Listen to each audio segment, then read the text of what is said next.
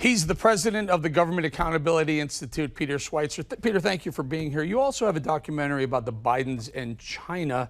Tell us what you found out. What do you know?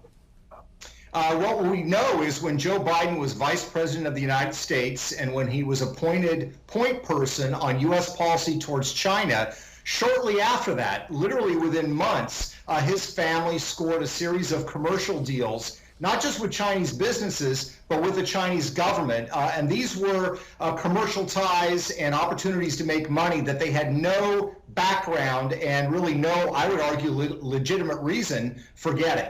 You know, and Peter, we've talked about this for the better part of probably 2 years now, Hunter Biden and some of the things that he arranged. Can we tie that to Joe Biden's vice presidency with President Obama? Did Biden go over, Joe Biden go over there and say, I want to help arrange something for my son? Is there a link there?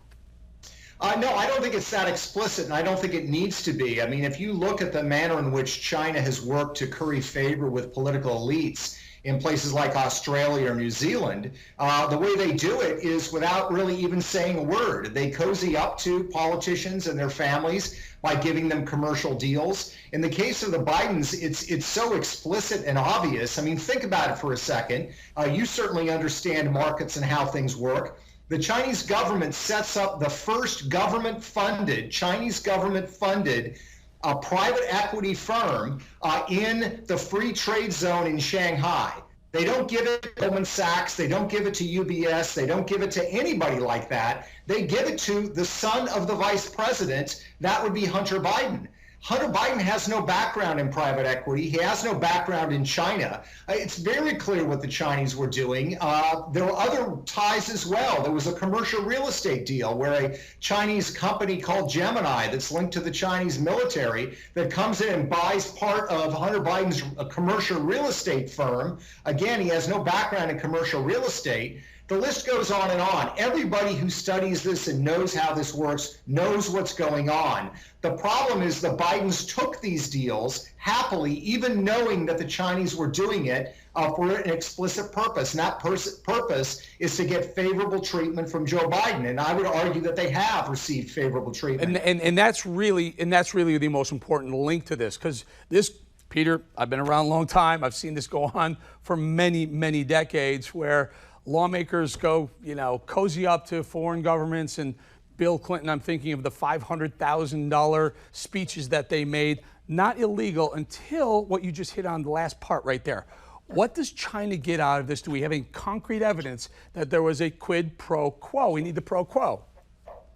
Yeah, I mean, I'm not a lawyer, so the question of whether it's legal or illegal, I will leave to somebody else. But it's certainly dirty, and it's certainly corruption. A lot of corruption in Washington, D.C. is legal. But what you do see is Joe Biden's fingerprints on a lot of policies during this same time period, and the Chinese end up doing quite well. He, takes a trip to Asia. This is a trip to Asia, including a visit to Beijing when Hunter Biden finalizes that deal. Joe Biden is very soft, says very little about what China is doing in the South China Sea. He's not aggressive on trade policy. There's a question that's looming now about Chinese access to U.S. markets. In the New York Stock Exchange, for example, and the fact that they're exempt from certain things like Sarbanes-Oxley. There are Joe Biden's fingerprints on that as well.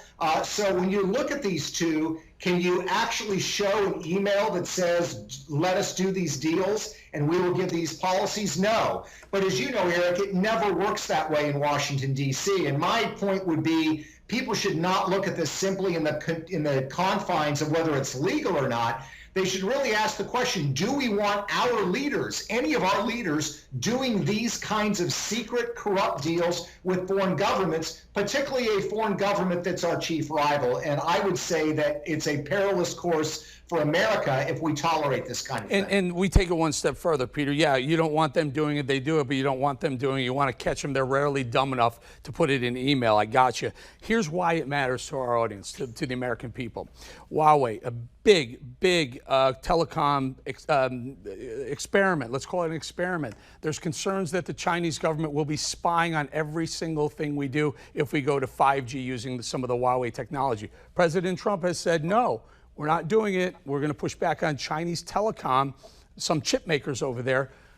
The concern is, if it were a President Biden, would he have the same concern for the American people and our security, safety, and privacy? Yeah, and I would say the answer is no. All you have to do is look at how he's talked about China over the last decade, really since these deals started. I mean, we talk about this in the film. We quote him.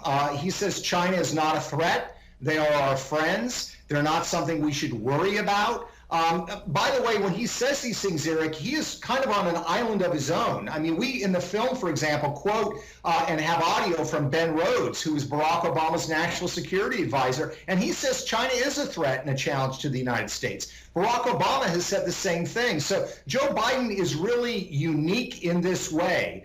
He talks about China in a way that's pretty different than any other political figure at this level. All right, we're going to leave it right there. Peter Schweizer, always great reporting, investigative reporting. Thank you, Peter. Thank you, Eric.